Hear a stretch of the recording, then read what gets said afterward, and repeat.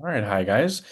So this is 5.5. So this is going to be our first section on like a super important integration strategy. Okay, so this is called substitution. Okay, sometimes called U sub, right? Sub for substitution, and U is the most common variable to use. Now, I found when teaching Calc 2, this can create some confusion. So I'm actually going to try to stray away from only using you this term. For those of you who have learned this already, you guys know what I'm talking about. I'll explain what I mean when we really get there. Okay. Essentially, what this is about is reversing chain rule, actually. Now, it doesn't really help to think of it like that. I don't think, in my opinion at least. But yeah, it does take framing it around chain rule to really see where it comes from. Okay. All right. So to do this, we're going to actually look at an example kind of backwards. Okay. So we're going to look at an example where we took the derivative. So um, let's look at example. What if I was asking you to um, okay. Let me back up a step. I was skipping ahead in my notes here. So what we're going to be looking at is an integral of the form where we have an integral that looks like we did chain rule on something. Okay. So f of g of x times g prime of x. Okay. Dx. So notice here that's it looks like we did chain rule there, right? We have the derivative of the inside, right? Multiplied. Right? It looks like chain rule. So what we do is we make a substitution. We make a substitution. So this is the way it works. We're gonna let u equal the inner function g of x. Okay. And I'll talk about strategy of how to pick what you want u to equal. But in general, it's the inner function, right? You'll have some composition, right? In our case, we have f of g of x, and usually you want u to be the inside part, right? So like when you think of chain rule, when we say inside function, that's exactly what I mean. Okay, now what we do is let's take the derivative on both sides. So on the left-hand side, I have du dx, and on the right-hand side, I have g prime of x. Okay.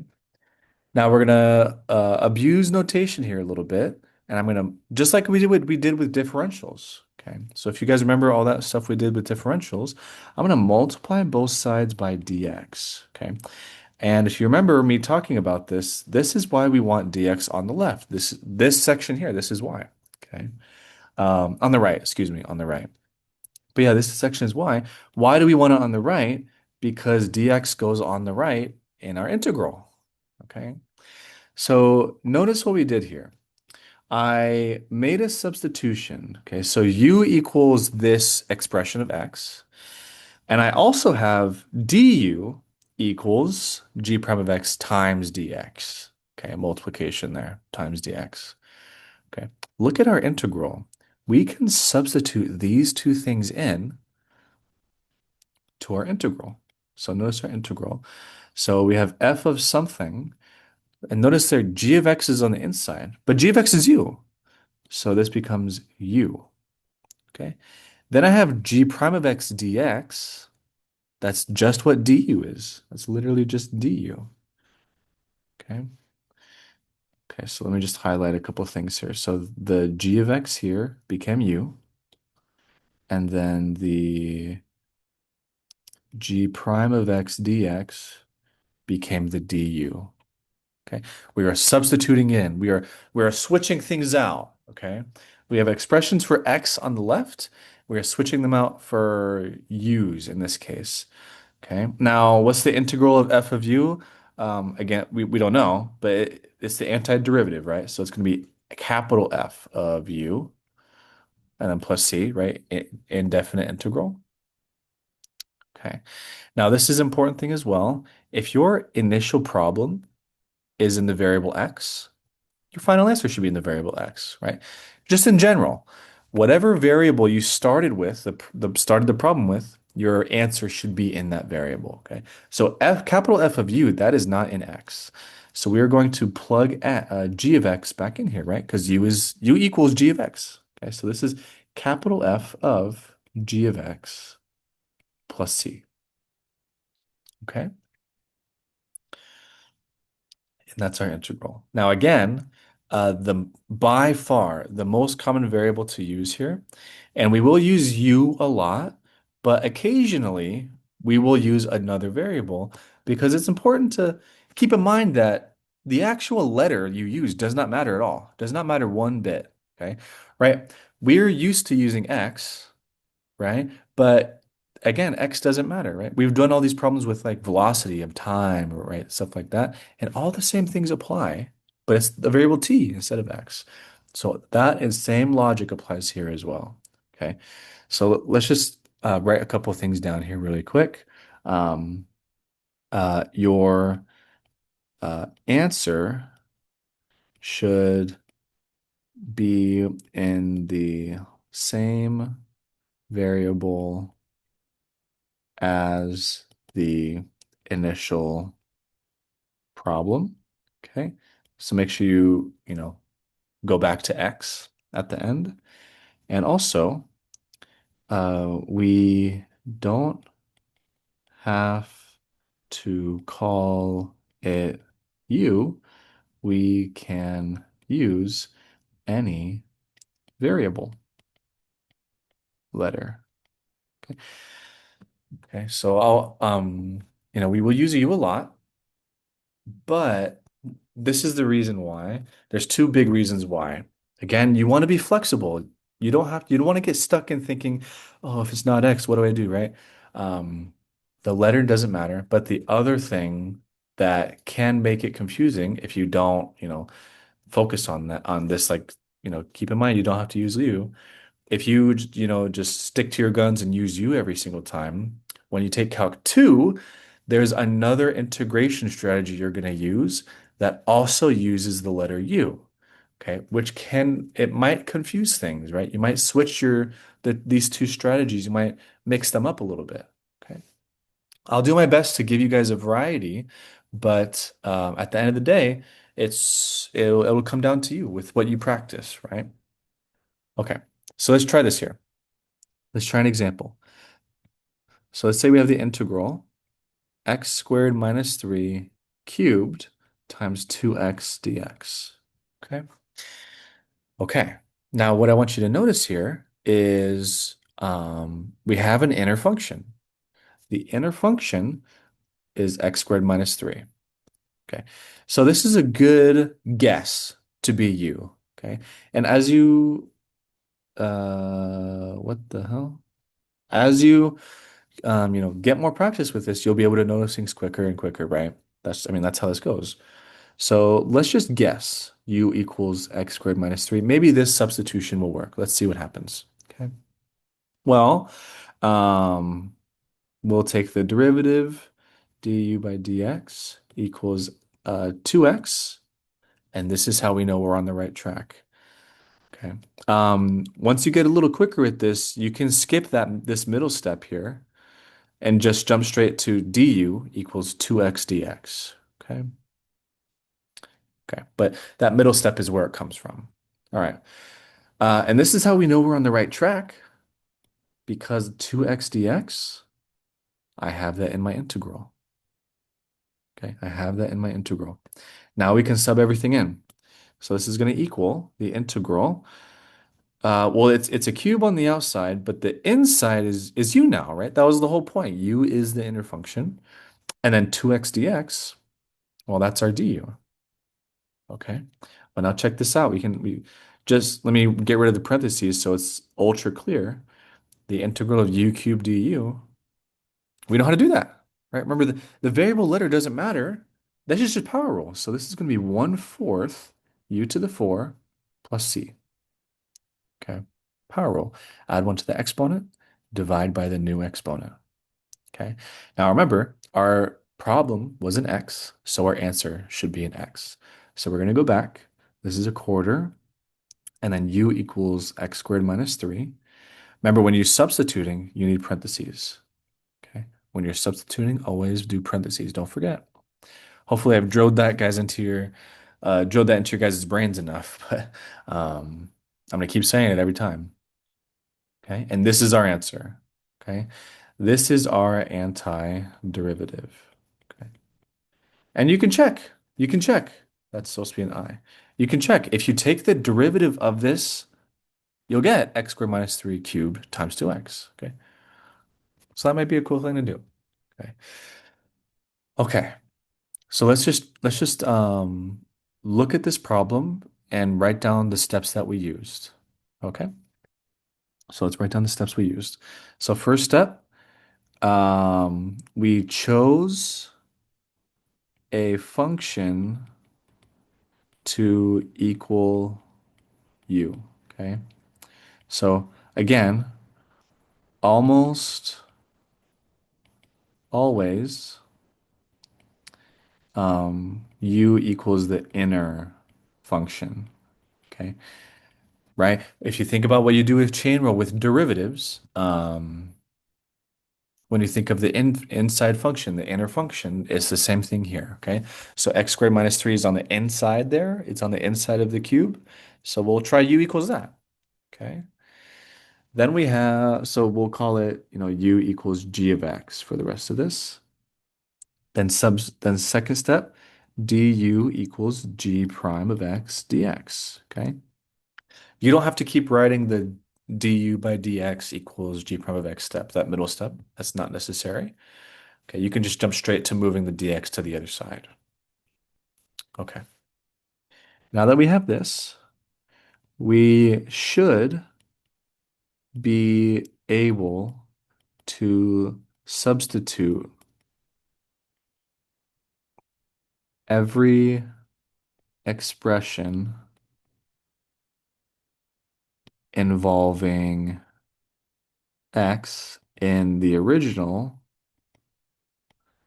into u's in our new integral. Okay. So this is important. And this is an easy mistake to make. I'm not sure if it's common, but when you substitute to get to this step here, right? We substituted all of the x's into u's. Sometimes there will be more x's there and we'll have to do more work. Okay. We'll get there. We're still building up, we're still at the beginning phases of learning this, but that would be bad. If you have an integral with two variables in it, that's bad. We are not in Calc 3. That's Calc 3 stuff. Okay? If you do a substitution, all of the x's should be gone, and you simply have an integral of u in this case, or whatever variable you use. Okay. Then the whole point is once you do that substitution, the integral becomes easier, right? So this became an integral of u cubed instead of this crazy stuff, right? Then we do the integral, get our antiderivative, and then we go back to x. Okay. So yeah, those are our last two steps. Okay, so step 4, evaluate integral involving u, and then last step, substitute u equals g of x into your answer. Okay. And this is all about indefinite integrals. Okay. This is all about indefinite integrals. Let's try another one. Let's try another one, see what happens.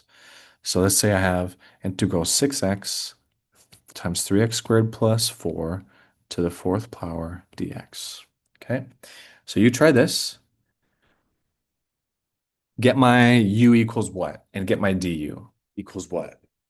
So pause the video here. You can try to move on if you want. There's something slightly different here that might trip you up.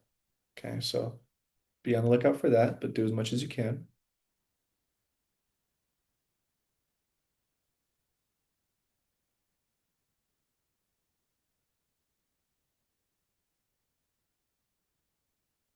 Okay. So hopefully you guys saw u equals the inside function, 3x squared plus 4. Wonderful. And then du is going to equal 6x, so that's just the derivative, and then times dx. Okay, remember du and dx, those are single objects. It's not d times u, not d times x. These are single things. Okay, but now we can substitute in. So u equals 3x squared plus 4. That's my 3x squared plus 4. And then du equals 6x dx. This is a thing that might trip you up, but it's multiplication, right? So this is 6x times dx. It doesn't matter that it's separated by that. This is all multiplication, right? The 6x times that guy times dx, right? So those are multiplied together. So that's great. All of our x's will become u's once we substitute. So this becomes the integral of just u to the fourth du. Okay, so this is my du in yellow. This is my u to the fourth in pink, just so all the colors are matching. And now we should be able to do that integral. Okay, what is that integral? I would be asking you guys that in class. It's going to be 1/5 u to the fifth plus c, and we substitute back in 1/5 3x squared plus 4 to the fifth plus c. Okay. Now really you guys try this one on your own.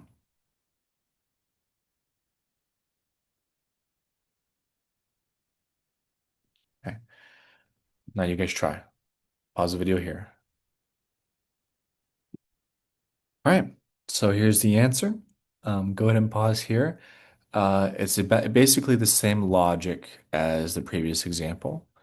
Okay. So I'm not going to go through it, but you have it there and you can roll back in the video and it's basically the same logic, like I said. Wonderful. Let's do another one. Let's do another one. What if I have the integral z square root z squared minus 5 dz? Okay. Let's do a substitution. And remember, you don't have to use u. Let's try another variable. All right, let's go t. Why not? Let's go t. Okay. So what is t going to equal? Okay. So it's going to be my inner function, z squared minus 5. Okay. Um, so then dt will be 2z dz. Okay. Ooh, notice what's going on here. I do have z dz. I do have that. I don't have 2 though. Hmm. Hmm. Okay. So this is okay. It's okay. Um, if your expression matches other than a constant coefficient, you're okay. Okay. If it doesn't match with z's, if the z's don't match, like say here I got z dz for my dt, but say I didn't have z dz in my integral. Okay, that's a problem. But if we're off by a constant multiple, that's okay. Because what can we do? I just divide by 2 on both sides. So I have a half dt equals z dz. So now my right-hand side is perfect. And a half dt, that's fine. I'll just plug that in instead of dt by itself. Okay. So this is going to be square root of t times a half dt. Okay. So I plugged in a half dt instead of just dt. And that's okay. That's okay. If it's just a constant multiple off, that's fine. If it's something to do with variables that's not matching, that's tougher. Okay. Okay, so let's do this. I can pull constant multiples out of my integral, and I can also write this as t to the half dt. Now let's do power rule. So I have a half, and then my antiderivative is going to be, well, I'll add one to the exponent as 3 halves, and then I reciprocate that, so 2/3 plus c. The 2's cancel, so I just get a third. T to the 3 halves plus c. Okay, and what can I do here? Well, I got to go back. So I have 1/3 and then z squared minus 5 to the 3 halves plus c. And that's my answer. Okay. I want to blow your guys' minds here a little bit.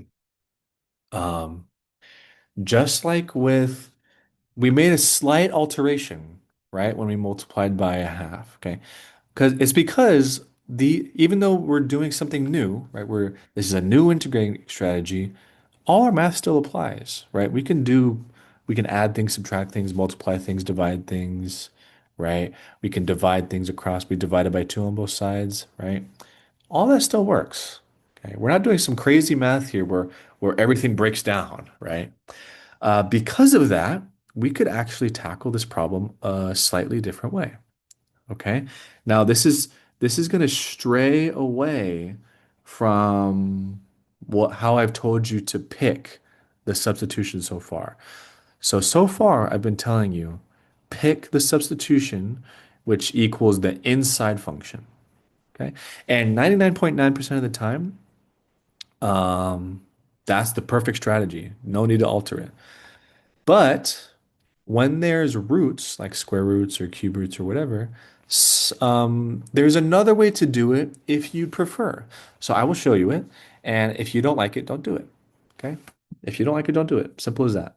So here's another way to do it, completely optional. So we have the same integral, z squared minus 5, right? Yep. So, and so like I said, normally what we would do is we would do t equals z squared minus 5, right? That's the inner function. But because it's inside of a root, what I'm actually going to do is let it equal the entire root. Okay. Now, if we just approach doing the problem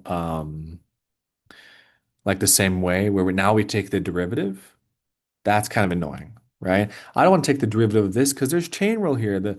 I get the half power and the z squared. Ugh. Okay. So what I'm going to do is alter it a little bit first and then take the derivative on both sides. So the square root is annoying. So I'm going to square both sides. So I get t squared equals z squared minus 5. Okay. Now I will differentiate both sides. But notice on the left side, I don't just simply get dt. The derivative of t squared is 2t, and then I get dt. And then this equals derivative of z squared minus 5 is 2z, and I get dz. Okay. Notice here the 2's cancel in this scenario. That's pretty nice. Okay. But I have t dt equals z dz. And look at that. That actually kind of solved a little annoying piece of my problem for me. Z dz, I can replace that with t dt. Okay. So what is this going to equal? Well, the entire square root term, that was t, remember? So I just put a t here. Okay. Remember last time it was square root t? So this is a little nicer, right? This is a little nicer for the integral part. The substitution part took a little more work, but now I don't have any rational powers in my integrand, right? Then I have what's z dz? That's t dt. And look at that. That's nicer, right? That's nicer. Okay. It took a little more work to get here, but now that we got here, it's nicer. Okay. So this is going to be 1/3 t cubed plus c. And then I'll plug in the square root thing for t. Okay, so the square root z squared minus 5 cubed plus c. Okay, and if you notice, those are the same answers, right? 3/2 power is a cube and a square root. Okay, so those are the same. Again, it really only works for roots when you have roots, um, because it's this part here in our original and solution. This whole deal of dealing with those rational exponents it's more annoying, right? It's more annoying. It's not so bad, right? It's not so bad, right? So this is why I'm talking about this is more of a preference thing. You can pick what you want to do, okay? But like I said, it only works for roots, and 99% of the time you're picking a substitution to be the inner function anyway, okay? So let me get you guys to try an example here. Let's go example. Ba-ba-ba-bum. Let's go y square root of y squared plus 4 dy. Okay, go ahead and try this one. Pause on your own. Maybe try both ways if you want. Really get a feel for doing it both ways. See what you like. Okay. I'll show both solutions once you come back. Okay. Okay. So here are the two solutions. I'll let you just pause and look at them on your own. Uh, I specifically picked a problem that was very similar to the one we just did so that you can see how everything looks with that. And you can go back to what I was talking about. Um, because they're so similar, the solutions are also very, very, very similar. Okay, let's look at something slightly different involving trig functions. Okay, so let's look at sine t divided by cosine cubed t dt. Let's check this out. So, is there an inner function? Well, it's more difficult to see, right? But remember what that notation means. It's sine t over cosine t cubed. Okay, so um, I'm not going to write it every time like that, but remember that's what the notation means. So there is an inner function, right? U equals cosine t. And then what's the derivative? Well, I get du. What's the derivative of cosine t? You should know this. Negative sine t. Right? It's just the derivative. Okay. Now there is that minus sign there, but remember it's just a constant coefficient. So I can, divide the negative to the other side. So I have negative du equals sine t dt. And now we completely match. So we have, what is it? Integral. And then the sine t dt is negative du. So let's multiply there. And then this is 1 over u cubed. Okay. I can pull the negative out. And then this is really u to the negative 3 power. Okay. Now it's like that. We can do power rule. Okay. So I moved the negative to the front. Okay. Now negative. And then what's my antiderivative? Okay, so I add 1 to the exponent, so it's negative 2. I divide by that, so I get negative a half. Okay, so the negatives cancel. That's nice. U to the negative 2 plus c. We can bring that to the denominator, so it's 1 over 2, and then it's cosine squared t plus c. Right. So I put it to the denominator, but I also substituted the u for cosine t. Okay. Okay, so different type of situation, but exactly the same steps. Okay, but I'm showing you more variety so you can see all the kind of different types of ways inner functions can pop up in these integrals. Okay, so now let me get you guys to try one. So you guys try integral cosine t over sine squared t dt. Okay, so I'm gonna pause here. You go ahead and try, and then we'll come back. Okay, so let's pause here. This is a solution, negative 1 over sine t or negative cosecant t. Right, parentheses there. Um, cool. Okay. Now, sometimes integrals like this will pop up. Sometimes it'll actually appear like something else, and you might want to try turning it into this. So what do I mean by that? So let's just take another tangent here. What if I ask you to integrate cotangent t cosecant t dt. What if I ask you to integrate that? Okay, well, if you remember your derivatives, right? If you remember your derivatives, um, the derivative of cosecant t equals negative cotangent t cosecant t. Okay, if you remember that, okay. If you don't, that's okay. I'll talk about that in a second. But notice here, that's almost my answer, right? It's cotangent, cosecant, but there's no minus. Okay. Well, I can just move the minus to the other side because derivatives, constant multiples, flow very nicely with those, right? So if I multiply both sides by a negative, so on the right becomes a positive, on the left becomes a negative. This is exactly my antiderivative. So this is negative cosecant of t plus c. That's if you remember that. Okay. Let's say, oh, I don't cotangent, cosecant. I don't remember the antiderivative for that if there even is one. Okay. So whenever you see trig integrals and you're not sure what to do, I'd recommend writing this strategy down. It'll really more pop up later, but I'm introducing it to you now, right? Um, just to get the idea in your brains. What you can do if you have a trig integral and you're not sure, what you do is switch it to cosine and sine. Okay.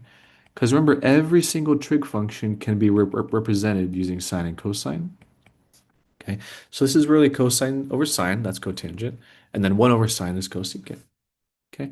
So this is my integral, cosine t over sine squared t dt. And look at that.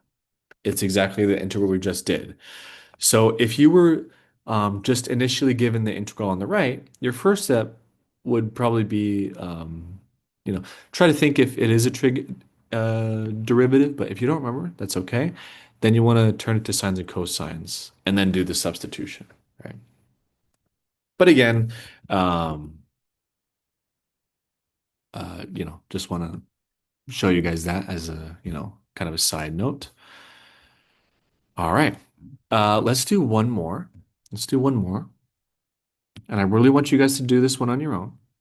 X over root x minus 1 dx. So go ahead and pause here.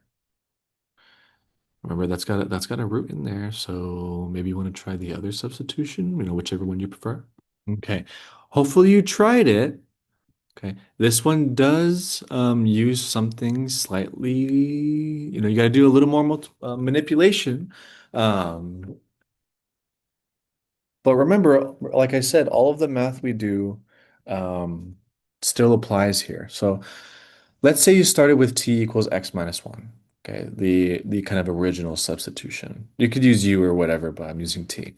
Um,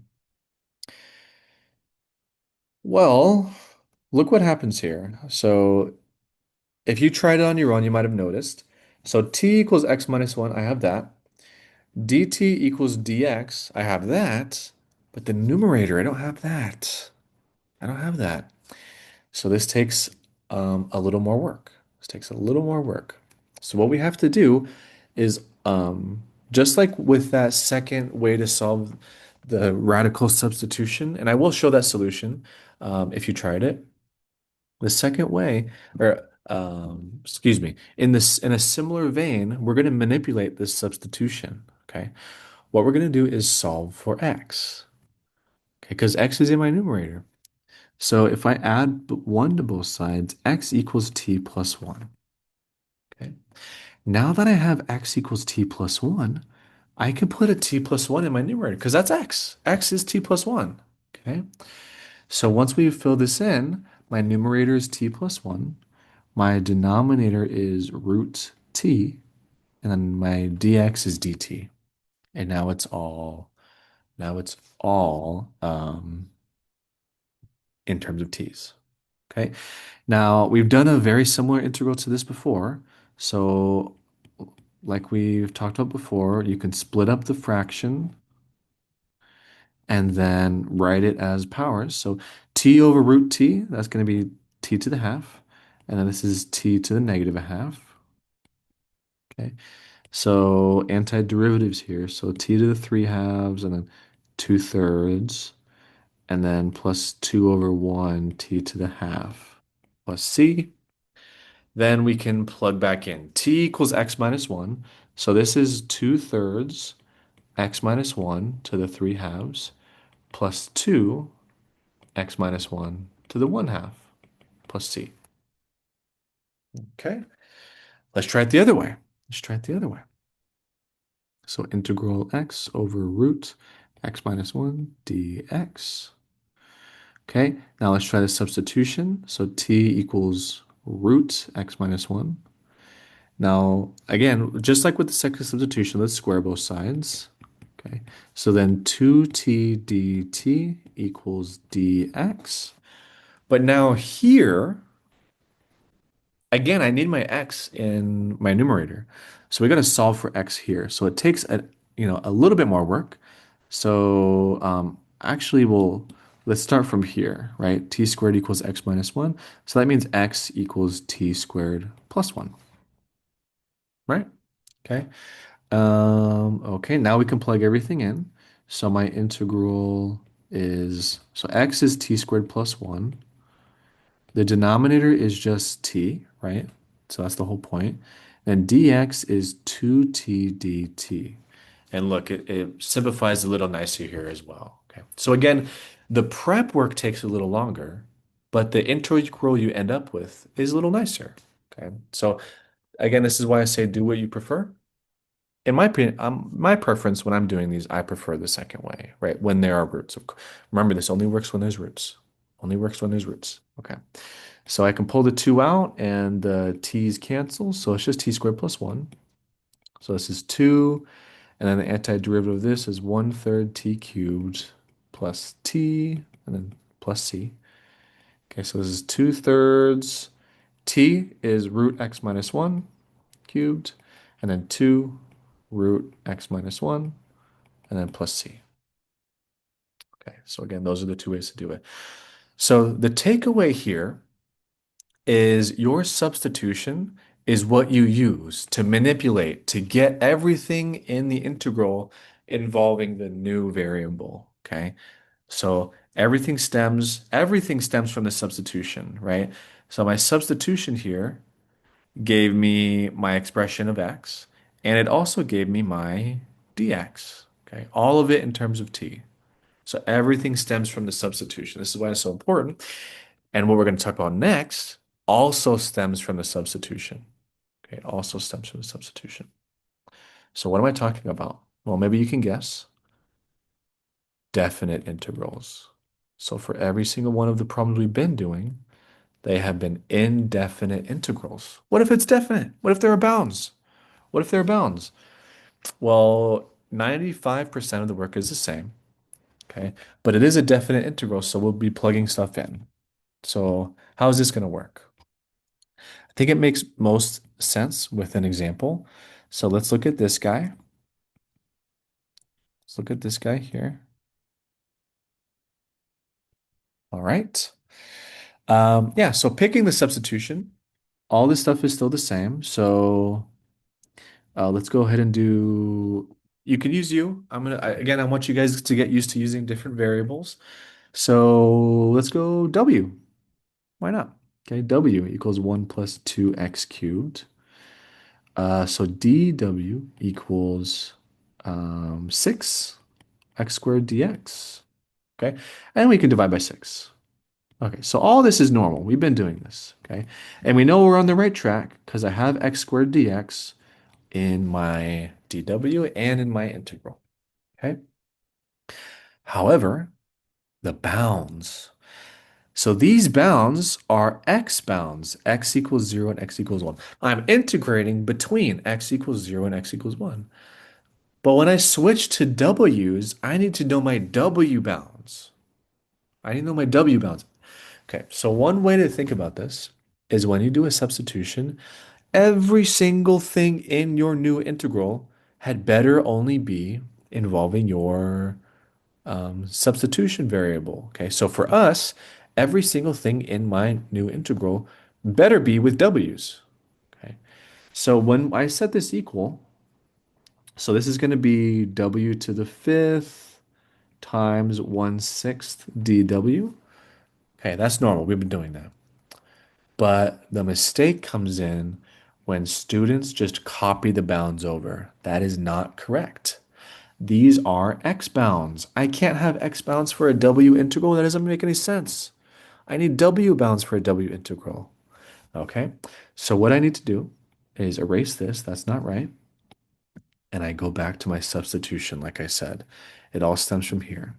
So um, if x equals 0, I'm going to plug this into my substitution. W equals 1 plus 2 times 0, which is 1. Okay, so since x equals 0 was my lower bound, w equals 1 is my new lower bound. Okay, let's try this one. So my upper bound is x equals 1. So W equals 1 plus 2 times 1 cubed is 1. So this is 3. So this is W equals 3. Okay. You don't have to write the W equals, but I'm just showing you these are W bounds.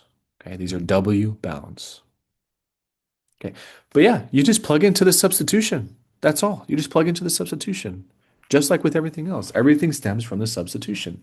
Now I have my integral. So this guy equals 1/6 integral 1 to 3 w to the fifth dw. Okay. So this is 1/6 times 1/6 w to the sixth. Okay. And my bounds. So this is 1/6. Okay, 1/6 times 3 to the sixth minus 1/6 times 1 to the sixth. Okay. And then what is that going to equal? Let me just jump straight to the answer. 182 over 9. Okay. So just the key thing when you have bounds is you need to turn them into your new bounds as well, involving your new variable. Okay. You don't want any remnants of, your previous variable. Okay. Everything has to change. Everything has to change. Okay. Let me get you guys to try this one. You guys try this one. Okay. Integral -1 to 0 y 2y squared minus 3 to the fifth dy. Okay. When you do your substitution, try not using u. Okay. If you've been doing examples without using u, great. Okay. But if you've been using u equals blah blah blah every time, try using a different variable. Okay. Everything works exactly the same. Okay, but try using a different variable. Pause here and try it. All right. So this is our solution. Um, okay, so I use the letter Z. Oops, I use the letter Z. I got my new bounds, -1 to -3. If you notice there, those bounds are in the wrong order, right? Usually we put the smaller number on the bottom, okay? But in terms of evaluating, does not matter at all. Does not matter one single bit, okay? One new thing I did was so I factored out the 1/4, right? And then the antiderivative of z to the 5 is 1/6 z to the 6. What I actually did was, since that constant is multiplied to the entire antiderivative, I just factored that out as well, 1 over 24. And then I plugged in my bounds, -3 to the sixth minus -1 to the sixth, okay? And then you can, do that algebra. I'll leave that to you guys. That's 273 over 9. Okay. Let's look at another example. So just think about what we've done so far. We've done substitutions where it's like a power, right? Something to a power. We've done substitutions where it's like a root, right? We've done substitutions. No, these ones involve trig, but it was really inside of a power, right? So that's still the power version. So what we haven't done is actually inside of a trig function or inside of an exponential or log, okay? So if you guys remember, when we're doing chain rule with exponentials, the inner function is actually the exponent, right?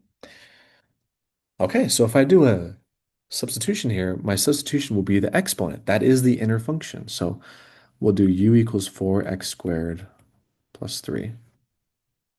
Okay, then du equals 8x dx. All right, and I can divide by 8 on both sides, x dx.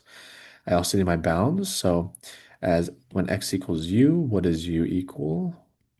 Well, it's going to be, did I say that? X equals 0, what does u equal? So I have 4u squared plus 3. That's 3. Then, excuse me, x equals 1. U equals 4 times 1 squared plus 3. That is 7. Okay, so this integral now is from 3 to 7. And then it's going to be e to the u times 1 over 8 du. Okay, so I could factor out the 1/8, but what's the antiderivative of e to the u? It's e to the u. Okay, so it's e to the u. Okay. Okay. And this is something else I want to show you guys. When it's a, smaller antiderivative like that, Or in other words, there's nothing like to the left of it. It's just the antiderivative. Sometimes I don't write the left brackets. Okay, sometimes it's not necessary. I'm going to be plugging in my bounds to this function. Okay, that's the only thing that's here. Okay, now if you prefer, doing the brackets, great. I would recommend, since you guys are learning, that you always do both sides. But just in case sometimes I accidentally do this, I may sometimes just do the right hand bracket. Okay. So if that looks confusing, I'm addressing it here, but if you forget that I mentioned it here, that's okay. Just ask me when it pops up. But we get 1/8 e to the 7 minus 1/8 e cubed. Okay. And that's that. All righty. So that's kind of an example of involving exponentials. Let's look at this guy. 0 to 1, x squared cosine of pi over 2 x cubed dx. Okay. Go ahead and pause here. Try on your own. Okay. So here's the solution. Okay. So basically the same thing we've been doing, but now you need trig knowledge, right? What is sine pi over 2? What is sine 0, right? What's the antiderivative of cosine? Okay. But in terms of the steps, like generally the steps are the same, right? I made my substitution to be the inside function, which is pi over 2 x cubed. I solved for x squared dx, right? There's a constant out front. It's a weirder constant, but it is still just constant. Also change the bounds to y bounds, right? I used y here. You can use whatever variable you want. Um, and then we did the antiderivative and got 2 over 3 pi. Alrighty. Let's go ahead and try one more here. And here's where trig knowledge kind of starts picking up. Here's where trig knowledge starts picking up. So, um, I hope you guys remember when I've talked about your trig knowledge and how important it's going to be because it pops up a lot in Calc 2. So I'm gonna show you one example of this, which is this integral here. Okay.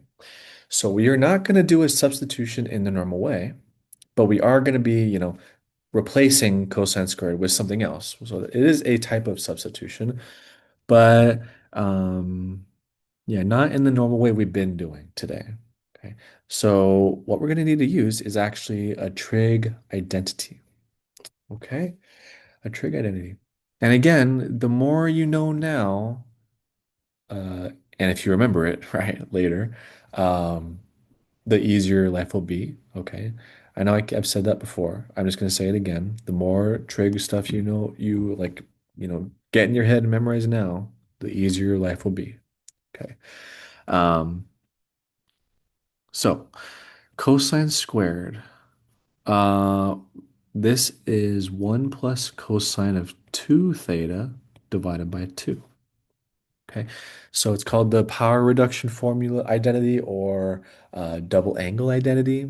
Either way, that's that. So we're going to plug that in. So we're not changing the variable. It's still the same variable theta, but the expression is changing. So 1/2 1 plus cosine 2 theta d theta. Okay. So I wrote it like that instead of all the divide by 2 because I can factor out the half. Okay. But we could also just do the antiderivative. What's the antiderivative of 1? Okay. That's just going to be theta, 1 times theta. The antiderivative of cosine 2 theta. Okay, we got to do a substitution there. I'll let you guys try that off to the side. That would end up being 1/2 sine 2 theta. Okay, and then bounds pi over 2 to 0. All right, so I got a half. And then if I plug in pi over 2, that's pi over 2 plus a half sine of 2 times pi over 2, so pi, minus 0 plus a half sine of 2 times 0, which is 0. Okay, so I have a half here, pi over 2, a half sine pi, well, sine pi is 0. Actually, everything else is 0, right? So it's just pi over 2. So this is pi over 4. Okay.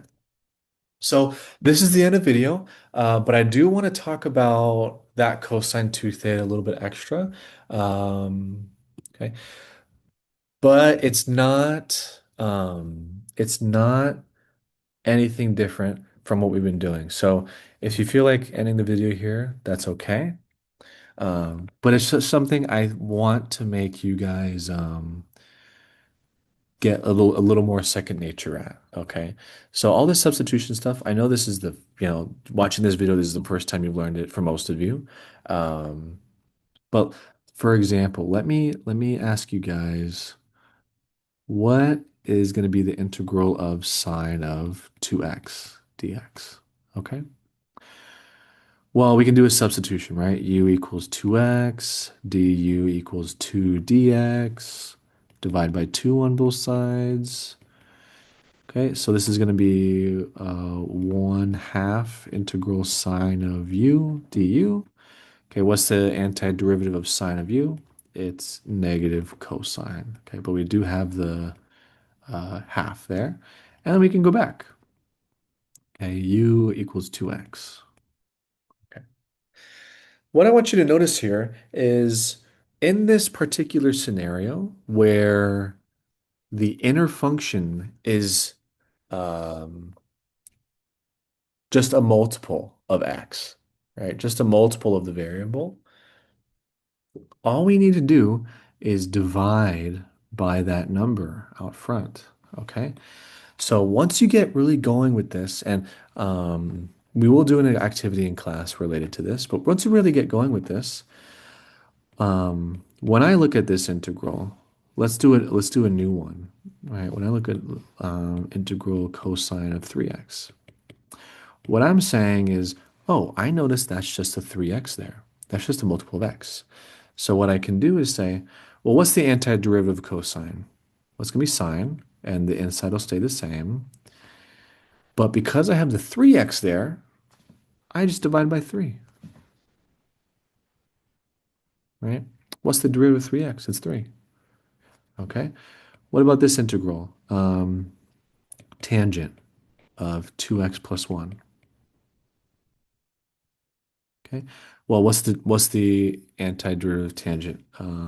Actually, that's a bad one. Let me do secant squared. Secant squared. What's the antiderivative of secant squared? Okay, that's going to be tangent, right? Derivative of tangent is secant squared. So the antiderivative of secant squared is tangent. Okay, so I have tangent 2x plus 1. And then we'll have the plus c, of course. And then what's the derivative of 2x plus 1? It's 2. So I'm going to divide by 2. Okay. So it's a quicker way to do these things. Now, um, in the background is all this u sub stuff is happening in the background. Okay. So for all of these, you could do the u equals 3x, right? U equals 2x plus 1, and you'll get this answer, right? Doing all the work. But once you get this experience going, get the hang of this, and you notice, oh, my inner function is not something crazy. It's just, you know, something times x or something times x plus, a number. You can do this a little quicker. Okay. But yeah, this thing here, like skipping this work, is only really once you really get the hang of this, really, really see the you get your experience and see all these things. Um, yeah. So don't jump straight to here. If you've learned this before but you haven't seen this, maybe you want to do this. Okay. But yeah. All right. That's all I got for you guys. Have a good rest of your day.